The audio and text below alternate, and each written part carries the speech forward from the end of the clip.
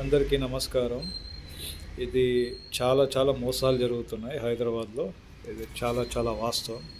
చెప్పేదొకటి, చేసేదొకటి. Pre launch మాయ. Greater Hyderabad చుట్టూ పెరుగుతున్న రియల్టర్లు, బిల్డర్ల మోసాలు. అగ్రిమెంట్ ప్రకారం పూర్తి కాని అపార్ట్మెంట్ల నిర్మాణాలు కొనుగోలుదారులకు గడువులోగా అందని ప్లాట్లు. అత్యాధునిక సౌలతులంటూ అదనపు వసూలు. ప్లాట్లు, ఇండ్లు చేతికందక బ్యాంక్ లోన్లు కడుతూ బాధితుల ఇబ్బందులు. రెరాకు పెరుగుతున్న ఫిర్యాదులు. రెరాకు వచ్చిన కంప్లైంట్స్ 2539. ఇప్పటి వరకు పరిష్కరించినవి 1682. ఓకే. గ్రేటర్ హైదరాబాద్ సిటీ చుట్టూ రియల్టర్లు, బిల్డర్లు, ఏజెంట్లు మోసాలకు పాల్పడుతున్నారు. ప్రీ లాంచ్ల పేరుతో కొనుగోదారులు మాయ చేస్తున్నారు. అగ్రిమెంట్ల ప్రకారం అపార్ట్మెంట్ల, విల్లాల నిర్మాణాలు పూర్తి చేయడం లేదు.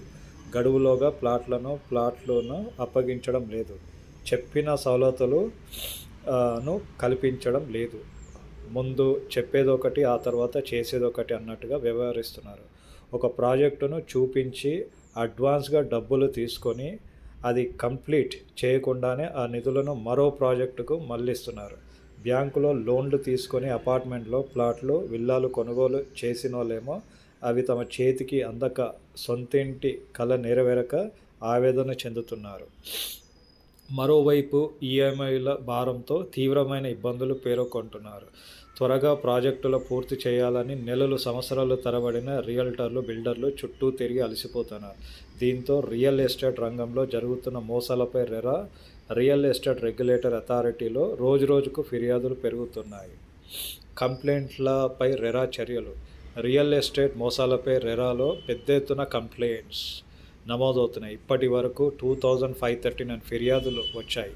వీటిలో 1682 కంప్లైంట్స్పై విచారణ చేపట్టిన రెరా వాటి విషయంలో ఆదేశాలు జారీ చేసింది. ప్రభుత్వ నిబంధనలను అతిక్రమించిన సంస్థలు, ప్రాజెక్ట్ ఓనర్లు 5 లక్షల నుంచి కోటికి పైగా ఫైన్లు వేసింది. తమ ఉత్తర్వులను పట్టించుకోకుండా చట్టానికి వ్యతిరేకంగా పోతున్న 8 సంస్థలను డీఫాల్టర్లుగా పేర్కొంది.